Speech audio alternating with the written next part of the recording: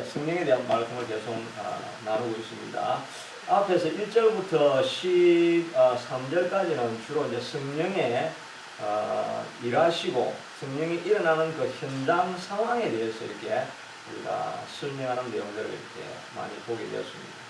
오늘은 이제 성령이 임하신 그 결과로 어떤 역사가 일어나게 되는가 하는 것을 이제 살펴보게 됩니다. 우리가 아는 것처럼 성령이 임하고 나서 가장 큰 게 나타났던 증상은 사람들이 이제 방언을 하기 시작하는 것입니다.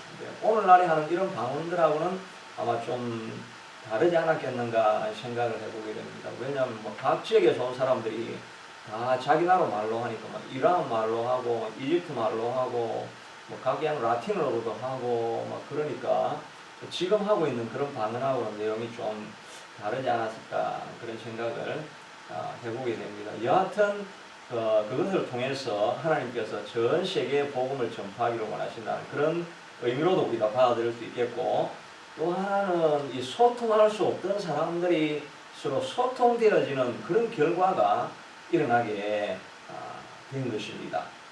이 은혜의 강 내용은 구약에 보면 바벨탑을 쌓을 때 서로 잘 언어가 하나가 되어서 잘 탑을 쌓아가려고 하는데 높이 올라가가지고 하나님을 대적하려고 교만한 마음이 일어나기 시작하니까 언어가 다 갈려져가지고 벽돌을 같이 나르고 이래야 되는데 말이 안 통하니까 탑을 지을 수가 없는 상황이 되어진 거죠. 사람의 마음이 교만해지고 높아지려고 하면 반드시 소통이 안 이루어지게 됩니다. 우리도 보통 사람들하고 대화하다가 소통이 잘 안 된다 그러면 내가 뭔가 교만하구나 이런 생각을 해야 됩니다. 자기 와이프하고 평소에 잘 지내다가 잘 대화가 안 되고 자꾸 엉뚱한 말을 하고 내하고 말이 안 맞고 분쟁이 일어난다 이러면 지금 소통이 안 되는구나.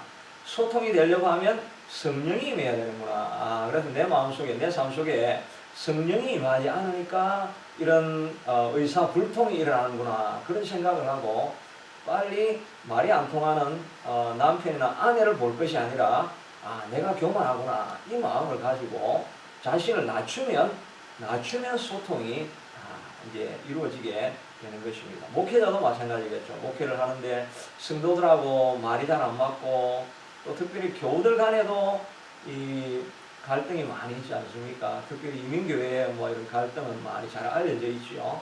그런 원인들 중에 결국은 우리가 마음속에 자기가 높아지려고 하나님보다 높아지려고 하고 하나님의 뜻보다는 자기 생각이 강해지고 높아지려고 하면 반드시 분쟁이 일어나게 되는 것입니다. 그러니까 갈등이 일어나고 문제가 일어난다 그러면 교회에서도 갈등이 일어나고 문제가 일어난다 그러면 누구를 찾아가가지고 내가 올리 이렇게 하면서 시시가비를 비비를 가려가지고 올바르게 하려고 하면 갈등이 더 심화되는 건 우리가 너무 다 잘 아는 이야기입니다. 어려운 문제가 생기면 하나님 앞에 나가서 성령님 내가 높아지려고 하고 있고 또 교회 안에 성령의 역사가 임하지 않으니까 이런 갈등이 일어나는 것이네요 하고 하나님 성령을 부어주시옵소서. 예배하는 가운데 하나님의 역사를 보여주시고 온 성도가 은혜 받게 해주시옵소서 하고 은혜가 임하게 되어지면 성도들이 한마음이 되는 것을 보게 됩니다. 저도 옛날에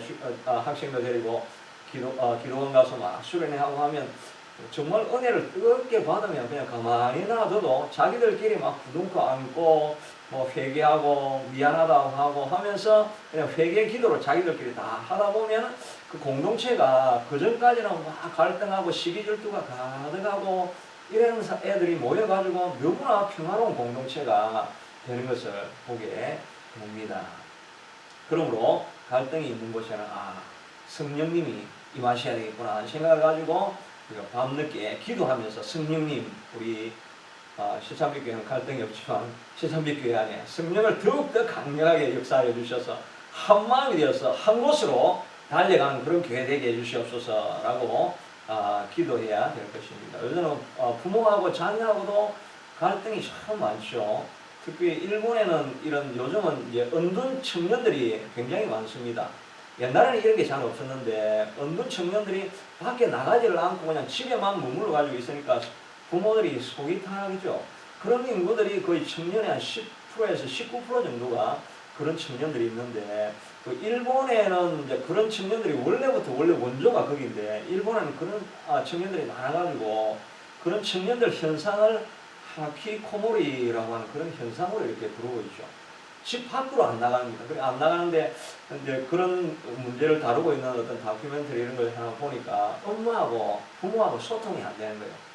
부모는 야 우리가 너 잘 되라고 내가 그렇게 너한테 푸시하고 이렇게 좀 회초리도 들고 한 거는 너 잘하라고 이렇게 한 거잖아.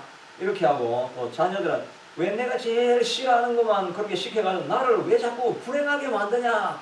너 행복하게 하려고 내가 너 푸시한 거 아니냐. 이러니까 평행선이 긋게 되고 대화가 안 되는 거예요. 대화가 안 되니까 문을 확 닫아놓고 그럼 이제 복수하는 마음으로 내 망한 걸 부모님이 지켜와라. 이제 그렇게 대화를 하면 그런 마음으로 이제 들어가 있어가지고 밖으로 안 나오는 거예요. 그런 청년들이 굉장히 많습니다. 또 애들은 학교에 가가지고 그렇게 어려움을 이제 학교에서 왕따를 당하고 어려움을 당하니까 이제 학교 가기 싫은데 그 마음은 몰라주고 왜 학교 가서 공부를 열심히 해야지. 너 미래를 위해서 그러니까 너 열심히 공부하고 학원에 가.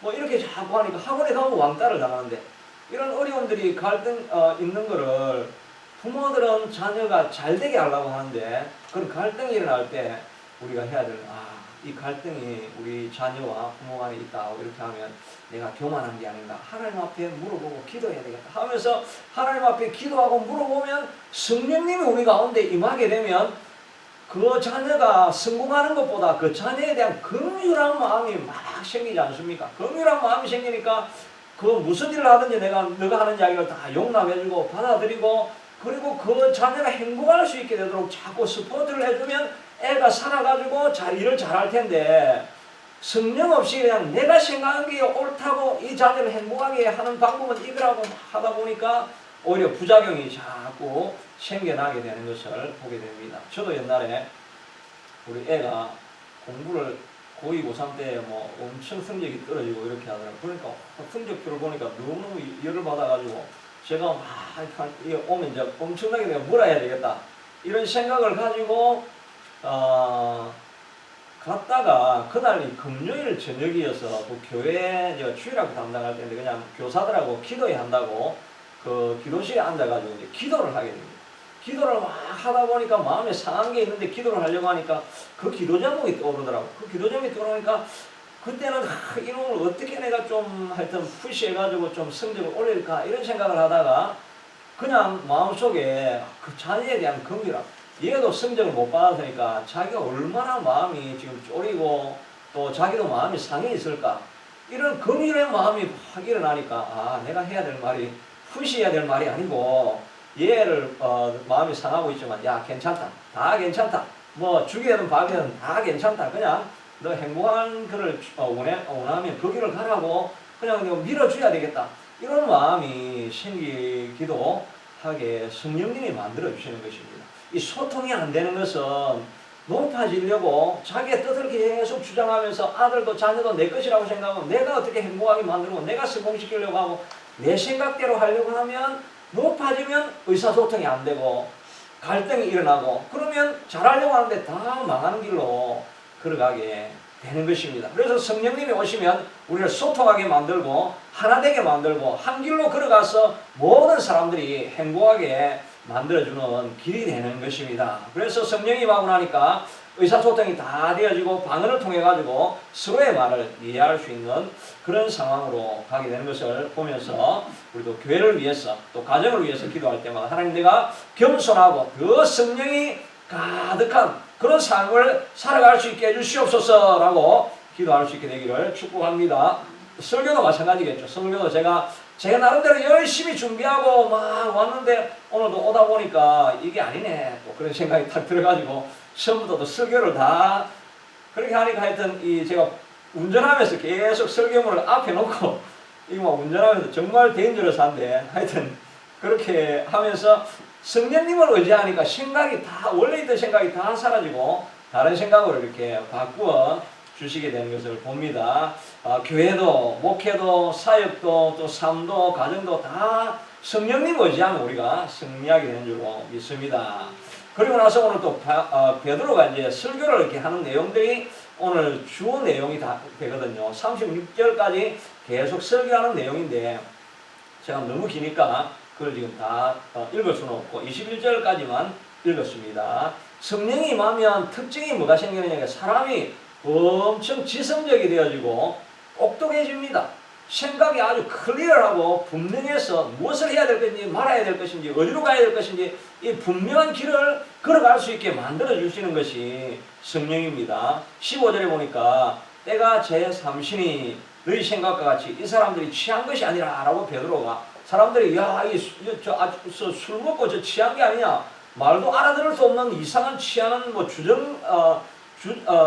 술 주정하는 것처럼 저렇게 말을 하고 있으니까 저 술 취한 게 아니냐니까 베드로가 그냥 팩트를 딱 들려주면서, 야 지금 때가 제3시, 그러니까 오늘날로 아침 9시 아닙니까? 야 아침 9시에, 그리고 이 거룩한 우리 유대 공동체에서 아침 9시에 술 먹는 사람이 어디냐, 이 팩트를 딱 말해버리니까 사람들이 그냥 한 방에 그냥 다른 말도 못하게 이렇게 만들어지는 것입니다.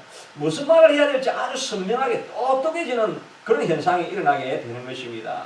그리고 나서 이제 설교를 길게 35절까지 길게 하는데 세 부분으로 나누어집니다. 하나는 이 사람들이 왜 이렇게 반응을 하고 막 요동치고 다이나믹하게 되어져 가지고 막 소리치고 이런 사람이 되었는 줄 아느냐? 그것은 성경에 다 기록되어 있는 것이다. 요엘서 2장 18절 이후에 나오는 그 말씀을 인용을 하면서 이 요엘 선지자를 통해서 이런 말씀을 하셨다고 이렇게 말합니다. 16절에 보면 이는 곧 선지자 요엘을 통하여 말씀하신 것이니 이르시되라고 하면서 왜 이런 역사가 일어났느냐 하면은 요엘이 이미 예언해 놓기를 말세가 되면 하나님께서 성령을 부으셔서 젊은이가, 자녀들이 예언하고 젊은이가 환상을 보고 늙은이가 꿈을 꿀 것이라는 이런 말이 있지 않느냐, 이 말대로 되어진 것이다 라고 이렇게 이야기를 합니다. 두 번째 이 베드로의 설교의 주제는 예수님이 죽었다가 부활하지 않았냐 이런 걸 이야기하고, 너희가 예수를 내어 주어서 죽게 하고 살아나게 하시지 않았느냐, 그것을 인용을 하는 말이, 이건 27절에 나오는데 27절에 이렇게 말하고, 이는 내 영혼을 음부에 버리지 아니하며 주의 거룩한 자로 쓰김을 당하지 않게 하실 것이미로다. 여러분 이 설교 읽어보면 내용이 좀 복잡하게 섞여져 있습니다. 이거는 시편 16편을 인용한 말인데 다윗이 하는 이야기입니다. 다윗이 하는 말씀이 27절에 내 영혼을 음부에 내리지 아니하시며, 여기서 내라는 말은 이 다윗이 한 말이지만 다윗 내가 영혼이 음부에 내려가지 아니하고 거룩한 자로 썩음을 당하지 않게 하실 것이다. 이 자기라고 이야기할 수 없습니다. 만약에 자기라고 하면은 29절에 말해요. 형제들아 내가 조상 다윗에 대하여 담대히 말할 수 있노니 다윗이 죽어 장사되어 그 묘가 오늘까지 우리 중에 있는가. 만약에 다윗이 이 시편 16편이 내 이야기라고 한다면은 다윗의 이야기라고 한다면 다윗은 죽어가지고 장사되어서 묘가 우리 동네에 있는 거 여러분들 다 알고 있지 않느냐. 그러니까 이 말은 다윗 자신에 대해서 한 이야기가 아니라 주님이 오실 주님이 음부에 내리지 아니하고 썩지 않을 것이다. 그러니까 썩지 않으니까 죽음에 들어갔다가 부활된 거죠. 그래서 31절에 미리 본고로, 다윗이 미리 본고로 그리스도의 부활을 말하되, 부활을 말했다는 말이 거룩한 자로 썩임을 당하지 않게 할 것이라는 이 시편 16편이 바로 이 말이 바로 예수님의 부활에 대해서 한 이야기가 아니냐. 그가 음부에 버림이 되지 않고 그의 육신이 썩지 아니하리라. 이 말이 그리스도의 부활이 아니냐라고 하면서 예수님의 부활에 대해서 이 말은 딴 말이 아니고 시편 16편 우리 유대인들 늘 외우는 게 성경 말씀 아니냐. 너 말대로 너들 믿고 있는 성경 말을 잘 봐봐. 이 성경 말에 이렇게 해놨잖아. 예수님이 죽었다가 부활한다고 해놨으니까 이거는 딴 일이 아니고 한 일은 다 예언한 대로 예수님은 죽었다가 살아났다는 이야기지. 이거는 뭐 몇 명 쫓아다니는 예수님 쫓아다니는 제자들끼리 하는 이야기가 아니지 않느냐. 이 예언이 다 되어 있는 이야기 아니냐. 그 이야기를 하고 또 세 번째는 그럼 지금은 예수님은 어디 계시냐 하는 내용을 34절에 다윗은 하늘에 올라가지 못하였으니 친히 말씀하여 이르되 주께서 내 주께 말씀하시기를 내가 내 원수로 내 발등상이 되게 하기까지 너는 내 우편에 앉았으라 하셨도다 하였으니 이 설교 내용이 좀 복잡하기 때문에 제가 이거 여러분들에게 지금 설명을 하는데 이게 잘 들어보세요. 진짜 이거 주의하면 되게 혼자 하면 이해하기 어렵습니다.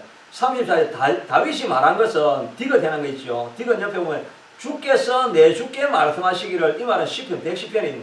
시편 110편인데 주께서 내 주께, 이게 무슨 말씀입니까? 이 구약 아닙니까? 다윗이 시편을 적었으니까 주께서 내 주께 이런 말하면 한쪽에 있는 주는 하나님이고 내 주는 예수님입니다.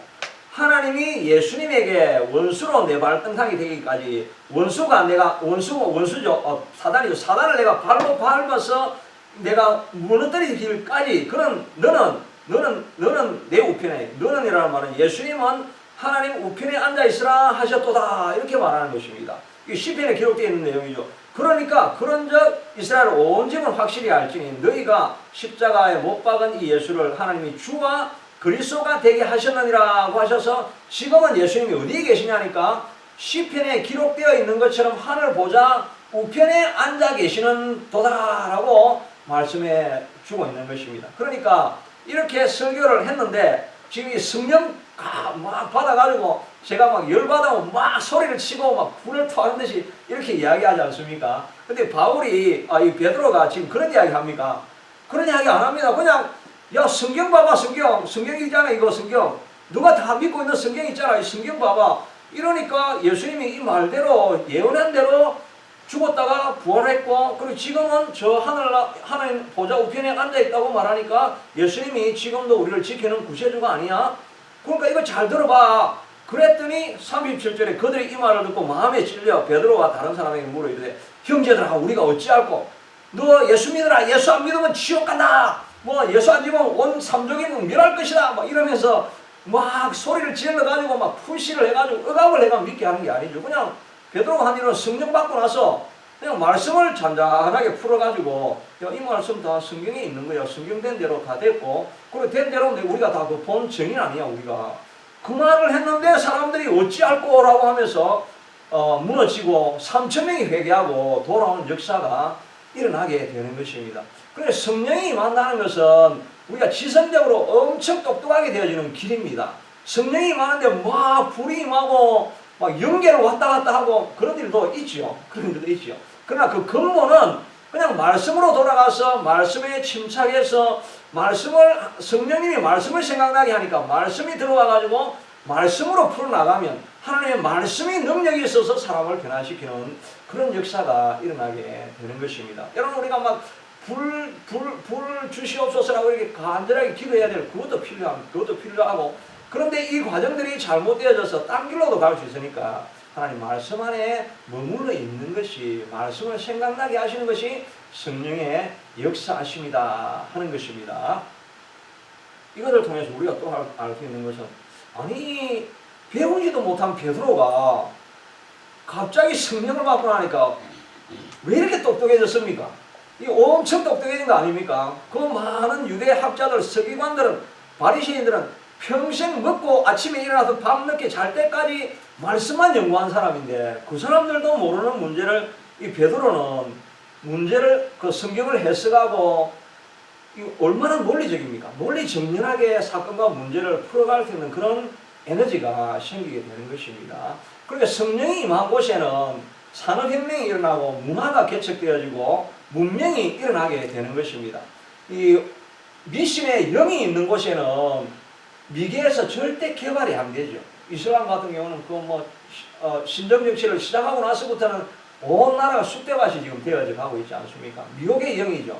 성령이 임하는 곳에는 문명이 일어나고 산업혁명이 일어나게 되어져서 점점 더 선진적인 그런 사고 구조로 나아가게 되는 것입니다. 성령이 임하면 분석적이 되어지고 정합적이 되어지고 합리적이 되어지게, 원래는 그렇게 되어져 가야 되는 것이 성령이 하시는 일인 것입니다. 그러니까 우리의 마음속에 자꾸 혼란함이 찾아오고 어려움이 찾아오고 무슨 일인지 모르겠고 어떻게 돌아가는지 모르겠고 이런 일이 일어날 때는 우리가 내가 성령을 구해야 되겠구나. 하나님 앞에 성령을 구하면 내가 앞으로 갈 길을 알 수 있겠구나. 여러분들도 이제 리타이어 하셔가지고 마지막 앞으로 내 남은 생에 주님이 오실 때까지 뭘 하고 지내야 될지 알기는 알지만 선명하게 뭔가 떠오르지 않는다고 한다면, 주의 성령님 내게 찾아와 주셔서 내 길을 밝히 보여주시옵소서라고 이렇게 우리가 구해야 됩니다. 찬송가 524장 보니까 갈 길을 밝히 보이시니 주 앞에 빨리 나갑니다. 듣기도 하고 생각하니 참이 치로다. 이렇게 우리 찬송하지 않습니까? 성령님이 우리의 빛이 되어주시고 길이 되어주셔서 길을 모르던 자들은 예수님을 알고 성령의 충만함을 받아서 권능을 얻게 되어지면 무엇을 해야 될 것인지 가야 할 길을 선명하게 잘 알게 되어진다는 것입니다. 앞으로 내 남은 생에 어떻게 살아야 될 것인지 선명한 그림이 안 그려진다고 한다면 우리가 계속 기도하고 나아가다 보면 하나님께서 아주 클리어하고 분명하게 이것이다 라고 하는 그 집중과 선택과 집중, 남은 생에 뭐 여러 가지 해야 할 일이 많이 있겠지만 그런데 남은 생에 선택하고 집중해서 갈 수 있는 그 선명한 길을 성령님이 우리에게 보여주시게 될 줄로 믿습니다. 우리가 이제 이렇게 저도 계속 기도하고 또 제가 아침 기도도 매일 하지 않습니까? 아침 기도를 그렇게 쭉 하고 이렇게 하면서 저도 하나님께서 계속해서 많은 이런 하나님께서 인도하심을 이렇게 주시게 되는 것 같습니다. 옛날에 제가 기도하지 않을 때는 몰랐는데 그렇게 옛날에 교회 다닐 때는 늘 기도를 했는데 근데 우리 코비드 나고 이러면서 좀 신앙이 좀 흐릿하게 되다가 다시 해야 돼. 재작년부터 제가 해가지고 말씀을 계속해서 이렇게 아침마다 준비하고 계속해서 기도하고 이렇게 하는데 기도하다 보면 하나님께서 길을 보여주십니다.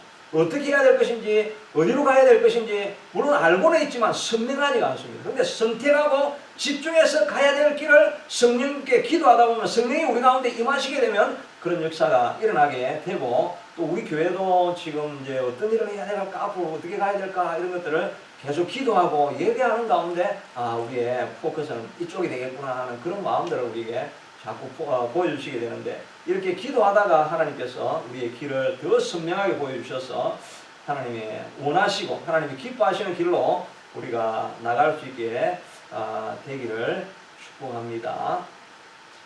저희 말씀을 준비하다가 내가 앞에 교회사에게 이야기를 조금 제가 준비를 했었는데요.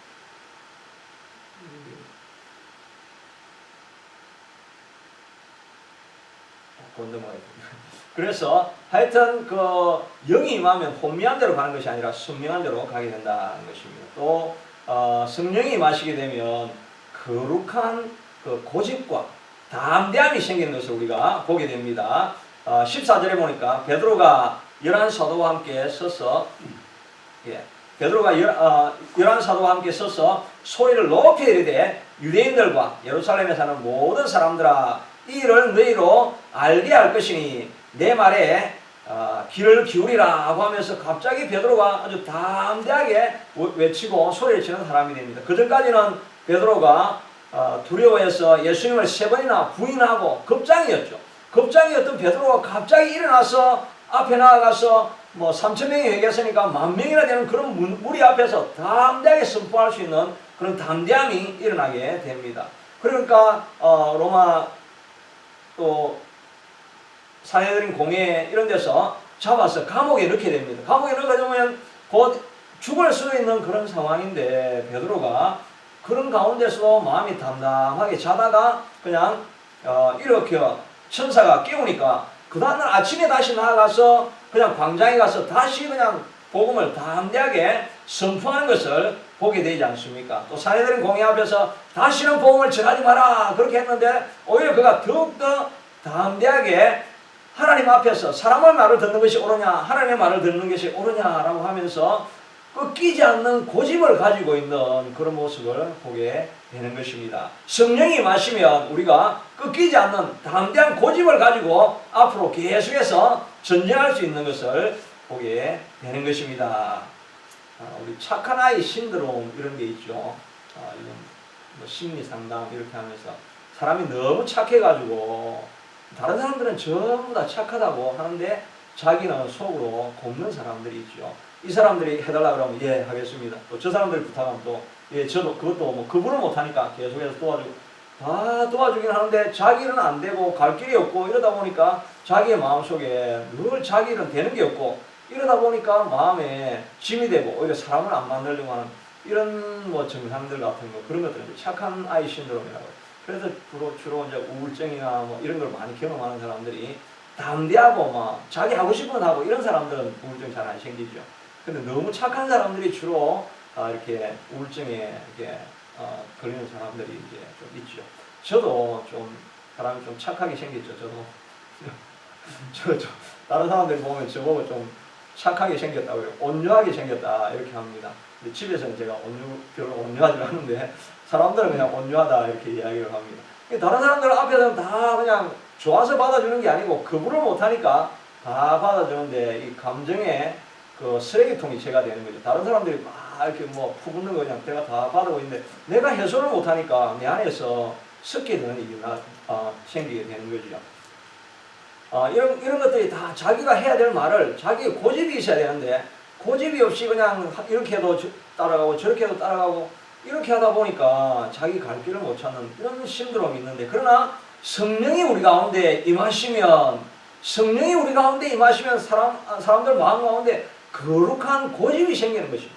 누가 뭐라든지 간에 나는 이 일을 해야 되겠다 하는 그런 열망이 내 속에서 생기는 것입니다. 그래서 우리 집이 예수를 안 믿고 모태신앙은 아니거든요. 그래서 늘 부모님 앞에서 착한 아이니까 무슨 말을 해도 제가 다 순종을 하다가 예수 믿고 나서부터 부모에 대해서 저항하기 시작하고, 제사 드리라고 하면 제사 드릴 때 절도 안 하고 뭐 다른 일이 있으면 그냥 교회 간다고 그냥 가버리고, 그러고 마지막에 우리 아버님이 돈이 별로 없으니까 너 어디로 갈래? 그래서 제가 어디로 가고 싶은 데가 있었는데 그냥 아버지가 야, 돈 벌려면 상대 가라. 그래가지고 제가 상대를 갔는데 제가 장사를 스타일이 아니잖아요.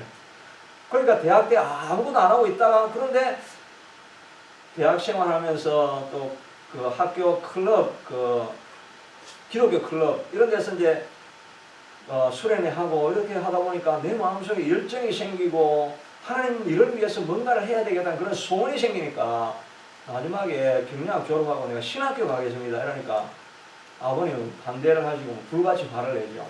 그럼에도 불구하고 내 마음속에 열정이 생기고 불이 있으니까 한 번도 거부해보지 않았던 부모의 말을 거부하게 되어지고 하나님이 부르시는 그 길을 계속해서 걸어갈 수 있는 그런 사람이 되어주는 것입니다. 우리같이 연약하고 의지도 온전하지 못한 우리가 어떻게 그렇게 강한 사람이 될 수 있겠습니까? 성령이 오시면 고집이 생깁니다. 우리가 고집을 가지고 나아가야 합니다. 사람들이 뭐라고 하든지 간에 하나님께서 내게 주신 사명이 있고 하나님께서 내게 주신 원하시는 일들이 있다는 그 소원이 우리 속에 일어나게 되어지면 우리가 거룩한 고집을 가지고 끝까지 그 앞길을 계속해서 전진할 수 있게 되는 것입니다. 여러분과 저도 좀 미약한 우리 상황이지만 고집을 가지고 우리 이 새창빛교회 사람들은 뭐 지금 뭐 목회도 안 되고 부흥이 안 되는 이 시대를 할지라도 우리가 고집을 가지고 계속 같이 기도하다가 큰 변화를 또 일으켜 주시기를 축복합니다.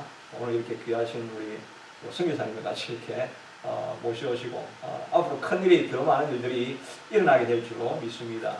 한국의 그 세계로 교회 목사님 여러분 이름도 들어보셨을 거예요. 그분이 원래 교회 부산에 녹산이라는 동네에서 교회 개척을 하셨거든요. 근데 녹산이라는 동네 안에 전 마을 다 모으면 100명이 안 됩니다. 그런데 지금 그 교회, 지금도 여전히 한 100명밖에, 동네는 그 100명 정도밖에 안 됩니다. 그런데 교회는 한 4, 5천 명 교인들이 모이는 교회를 합니다. 이분이 진짜 고집불통이거든요. 진짜 고집불통입니다. 군대 가서, 해병대 가서 6회 훈련 받다가 주일 예배 시간이 되니까 벌떡 일어나가지고 뭐 이병 소년도 할 말이 있습니다. 뭐야 해봐.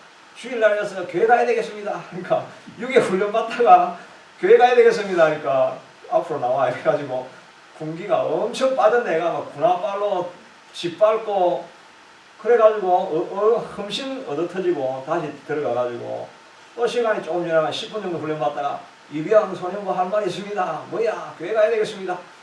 다 맞고 그 다음에 이제 얘 때문에 또 옆에 전부 다 얘가 군기 빠진 거 보니까 너희들이 전부 다 군기가 빠졌대가지고 온 그 사병들 전부 다 이제 얼차례를 받고 그래가지고 맞으면서도 마지막에는 이병 소년부 교회 다녀오겠습니다 하고 그냥 뛰어가 버린 거예요. 갔다 오니까 상병들한테 얻어 터지고 그걸 막 몇 개월 동안 얻어맞고 그러면서도 하여튼 나중에는 그 바뀌어가지고 그 중대장이 너는 도저히 우리 교회가 우리 그 군대가 감당할 수가 없다. 너는 교회 가라. 그러니까 이병 소년부 할 말이 있습니다. 저 혼자 가면 안 됩니다. 우리 사병 다 데리고 가야 됩니다. 그래가지고 사병들 다 데리고 가고 전 부대가 그 교회를 다 다녔다는 건 아닙니까? 고집불통이 되는데 이런 고집이 어디에서 나옵니까? 성령이 우리 가운데 임하면 고집이 생기게 되는 것입니다. 교회 개척할 때도 그렇게 외진 곳에 올 사람들이 없다고 하는데 우리가 무조건 300명 이번 집회하면 해야 된다라고 하고 하여튼 몇 킬로를 가서 전도를 해오고 어떤 데는 가가지고 오지 말라는데 계속 가고 하니까 이분이 화가 나가지고 도끼를 들고 와가지고 교회 옆에 붙어있는 사택 대문을 주일 아침에 다 깨부신 거예요. 다 깨부시니까 주일학교 애들은 그 아침이니까 나와 있잖아요. 주일학교 애들은 다 나와가지고 구경하고 있고 사모는 막 그 도끼 잡으려고 이제 싸우고 막 이러다가 내팽개져가지고 옷은 다 헝클어져 있고 또 목사님도 나와가지고 도끼만 어떻게 빼앗으려고 막 싸우고 이런 걸 주일학교가 다 보고 있는 것입니다. 그러니까 물론 그 처음에는 놀랐겠지만 야 전도하려면은 저래 해야 되는구나. 도끼로 집 대문이 막 깨지고 집이 파손이 되고 그래도 가야 되는 곳이 전도의 길이구나 하는 것을 애들이 거기서부터 배우게 되는 것입니다. 삶으로 보여주는 전도죠. 그런 이야기를 다 듣고 있으니까 사람들이 막 그 전도, 목사님이 전도하면 안 하면 죽는다는 걸 알고 있기 때문에 막 생명을 걸고 전도를 해가지고 그 100명이 마을에 4,5,000명이 모이는 교회가 되는 그 거룩한 고집이 성령이 임하면 우리에게 일어나게 되는 줄로 믿습니다. 우리 교회에도 정말 성령이 기도하다가 하나님의 강력한 역사를 통해서 하나님이 부으시는 은혜로 말미암아 하나님 내게 이 소원이 있습니다. 내 한 가지 소원이 있으니 하나님 내가 죽는다 할지라도 주님 앞에 들고 갈 열매를 가지고 하나님 앞에 나아갈 수 있게 되도록 남은 생에 내가 전도하고 생명을 살려서 하나님 앞에 열매를 가지고 하나님 내가 가기를 원합니다. 내 몸이 상하고 내가 어려움이 있다 할지라도 주님이 주신 이 사명은 내가 감당하고 남은 생에 이 마지막 사명 감당하고 내가 하나님 앞에 갈 수 있게 되도록 나를 도와주시옵소서. 열망을 가지고 다른 사람들이 비웃고 다른 사람들에게 만류가 있음에도 불구하고 나아가서 이 전도하는 사역들 마지막 열매를 하나님 앞에 드리려고 하는 이 우리의 헌신의 열정의 불이 우리 속에 일어날 수 있게 되기를 축복합니다. 무엇보다 저에게 그런 강력한 역사가 있고 강력한 고집이 일어나서 교회를 변화시키고 교회를 통해서 죽어가는 영혼을 다 살려내고 병들어 있는 사람들을 다 불러 모아서 그들을 회복해 만들어서 일꾼으로 만드는 이 사역의 고집을 가지고 살아갈 수 있는 제가 될 수 있게 되기를 위해서 저도 기도해야 되겠고 기도해 주시면 감사하겠습니다. 성령이 임하면 사람들이 꿈을 꾸게 됩니다. 17절에 보니까 말세에 하나님이 말씀하시기를 말세에 내가 내 영을 모든 육체에게 부어주리니 너희의 자녀들은 예언할 것이요 너희의 젊어들은 환상을 보고 너희의 늙은이들은 꿈을 꾸리라. 이렇게 변화가 일어납니다. 18절은 그때 내가 내 영을 내 남종과 여종에게 부어주리니 이렇게 말하고 있는데 여기에 자녀들은 뭐 어린아이 칠들은 이런 개념이 아니고 그냥 하나님 안에서의 남자와 여자 모든 사람을 말합니다. 그러니까 그 당시에 여자들이 나가서 복음을 전가한다 이런 상황은 있을 수가 없잖아요. 남자들은 나가서 복음을 전하겠지만 여자들이 나가서 막 길거리에서 사람 잡고 이야기하고 이렇게는 안 하는데 근데 여자들도 일어나서 그런 일을 하게 될 것이고 그리고 18절에는 그때 내가 내 영을 내 남종과 여종에게도 부어주리라. 슬레이브 노예들이 나가가지고 프리치를 하게 된다는 것입니다. 성령이 임하면 신분 고하를 뛰어넘는 그런 역사가 일어나서 내가 누구였던가를 상관없이 그냥 신분에 상관없이 변화를 일으키고 그 한계를 뛰어넘어서 뭔가 새로운 일을 하게 되는 역사가 일어나게 됩니다. 우리 한국의 초대교회 때 1980년대에 있던 사건 중에 하나 박성춘이라는 분 이야기를 많이 아시죠? 백정이었죠. 그 당시 가장 그 천민 취급받는 사람 아니었습니까? 박성춘이라는 사람이 선교사를 통해 가지고 말씀을 듣고 성령을 체험하게 됩니다. 그리고 나서 그가 왕족과 양반들이 모인 앞에서 당당하게 예수 그리스도를 전파하게 되어지고 나중에는 그 성동교회의 초대 장로님이 바로 이 박성춘 이 백정이 그 모든 그 신분사회에서 뛰어넘고 첫 번째 장로가 되는 역사가 일어나게 성령이 임하면 한계를 넘었습니다. 맡고 있는 이 블락을 다 뛰어넘는 이런 역사가 성령을 통해서 일어나게 되는 것입니다. 보통 우리가 젊은이가 꿈을 꾸고 늙은이가 환상을 보고 이래야 되는데 오늘 본문에는 나이에도 불구하고 그런 육체의 한계에도 불구하고 노년에 대해서 더욱더 많은 꿈을 꾸고 더 많은 일을 하려고 하는 그런 열정과 열망이 일어나게 된다는 것입니다. 갈렙은 우리가 알고 있는 것처럼 85세가 되었는데 하나님 내가 여전히 하나님께서 내게 주신 사명이 있습니다. 이 산지를 내게 주소서라고 하면서 달려나가는 그런 꿈을 성령이 임하게 되면 우리가 나이에 상관없이 해야 될 일들을 향해서 달려가고자 하는 그런 열망이 우리 속에 일어나게 된다는 것입니다. 우리는 예배하다가 이세잔빛교회에서 예배하다가 나이에도 불구하고 하나님께서 우리에게 하시고자 하는 소원이 있으면 그 소원을 이루고자 하는 그런 꿈과 열망이 우리 속에서 일어날 수 있게 되기를 축복합니다. 꿈이 있는 곳에 하나님께서 은혜와 능력을 공급해 주실 줄로도 믿습니다. 어느 권사님이 신방을 다니시다가 교통사고를 당했어요. 교통사고를 당해가지고 발이 부러졌는데 이 복숭아뼈하고 여기를 밟고 지나가가지고 완전히 박살이 내가지고 뭐 뼈가 한두 개 갈라진 게 그냥 완전히 가루같이 이렇게 되어버렸어요. 그러니까 신방을 이제 못 가죠. 또 목사님하고 신방 가다가 상했으니까 마음이 좀 상처를 입을 수도 있는데 그래도 이분이 수술을 하고 나서 거기에 그냥 안 심어지니까 철심을 꼽았습니다. 철심을 꼽고 한 좀 회복이 되긴 했는데 그래도 다리가 이제 짧아져가지고 이제 걷지를 잘 못하니까 신방을 못 가는 것입니다.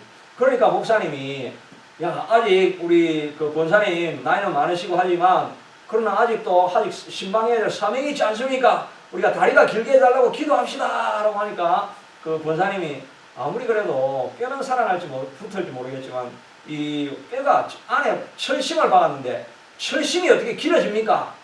목사님 야 그건 상관하지 말고 하나님이 사명을 주셨으면 하여튼 할 수 있게 할 테니까 우리 같이 기도합시다 라고 해서 그분이 그냥 간절히 기도하다가 시간이 어느 정도 지나고 난 이후에 어느 한순간에 그냥 다리가 딱 길어져 가지고 건강하니까 그 신방하는 사역들을 끝까지 감당할 수 있었더라 하는 그런 감정이 있는 것입니다. 하나님께서 우리에게 꿈을 주시고 사명을 주시면 할 수 있는 능력과 기적과 이사를 베풀어서 우리에게 맡겨주신 사명은 하나님께서 반드시 감당하게 만들어주시게 될 것입니다. 오늘 말씀을 통해서 여러분들에게 어떤 도전이 되었는지 모르겠지만 그러나 하나님께서 여러분들에게 말씀하여 주셔서 거룩한 고집이 생기게 하시고 전하는 저에게도 거룩한 고집을 통해서 사람을 살리기 위해서는 예수밖에 없다. 예수를 정해야 된다. 예수를 통해서 이 새찬빛교회 사람들을 오게 만들고 그들을 회복시켜서 하나님의 일꾼으로 사역자로 만들려고 하는 이런 거룩한 갈망과 고집이 저에게도 여러분들에게도 일어나서 미약한 우리 새찬빛교회를 통해서 하나님의 역사가 이루어지는 것을 우리가 기대하고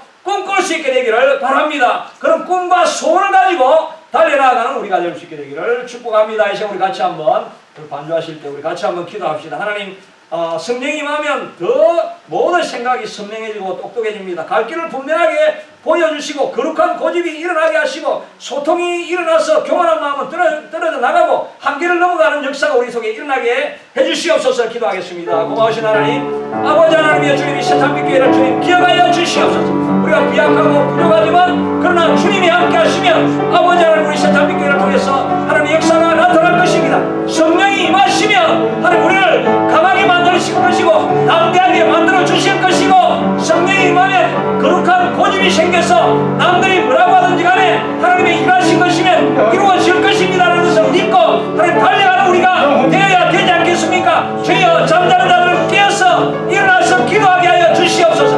하나님이 함께 하시면 한계가 없습니다. 하나님이 함께 하시면 한계가 없습니다. 하나님이 함께 하시면 불가능한 일이 없을 것입니다. 하나님이여 이 교회를 통해서 하나님이여 많은 추구하는 영혼을 불러주시고 살아나게 하시고 그들이 일어나서 하나님의 일꾼으로 쓰임받는 역사가 하나님 일어나게 축복하여 주시옵소서. 기름 부어 주시옵소서. 하나님 우리 눈에 보이는 아버지 환경을 바라보지 말게 하시고 전능하신 하나님을 바라보아서 하나님이 일하실 것을 믿고 기대함으로 달려가는 우리가 아버지 하나님 될 수 있게 되도록 아버지 하나님 축복하여 주시옵기를 간절히 원하고 소원합니다. 하나님 역사하여 주시옵소서. 하나님 역사하여 주시옵소서. 하나님 일하여 주시옵소서. 하나님 일하여 주시옵소서. 하나님 친히 일하여 주시옵소서. 오 하나님이여 주의 거룩한 성령님 일하여 주시옵소서. 오 하나님이여 주의 거룩한 성령님 일하여 주시옵소서. 오 하나님 거룩한 성령님 일하여 주시옵소서. 오 주의 거룩한 성령님 일하여 주시옵소서.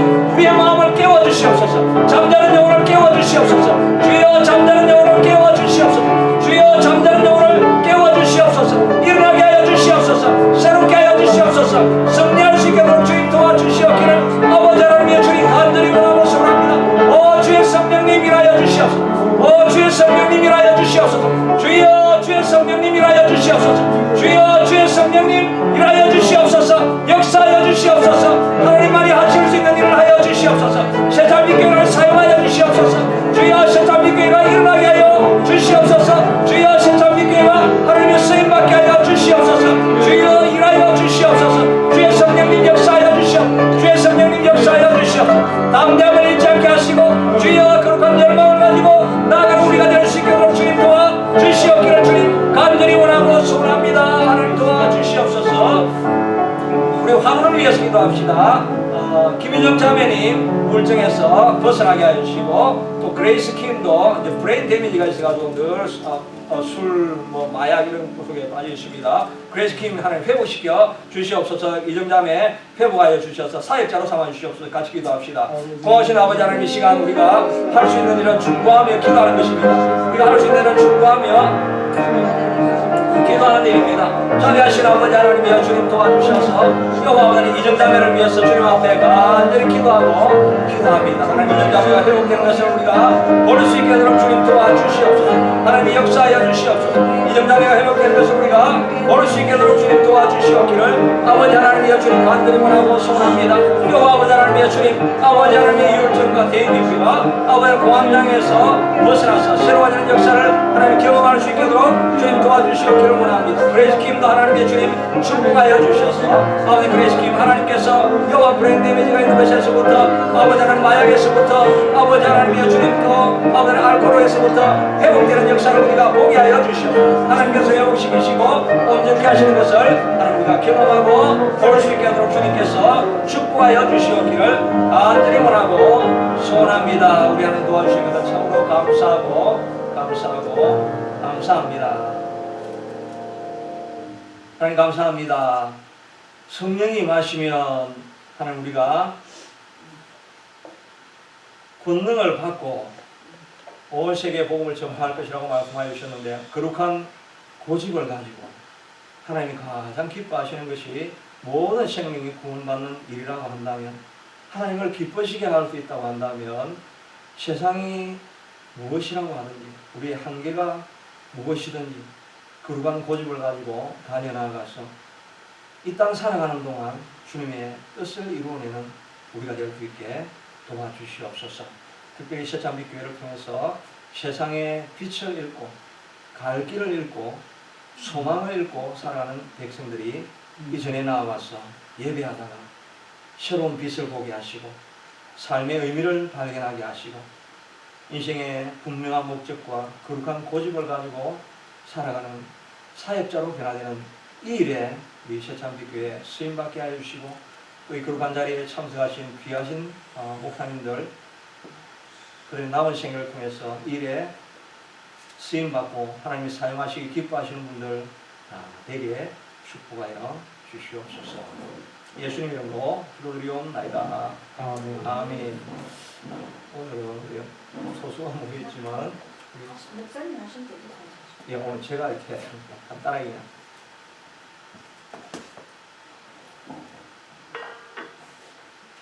말씀 하나만 읽겠습니다. 이거 말씀을 안 찾아놔가지고 어디서 고린도 저보다 성경이 잘 아시니까 고린도 전서 몇 장이죠? 11장. 고린도 전서 11장.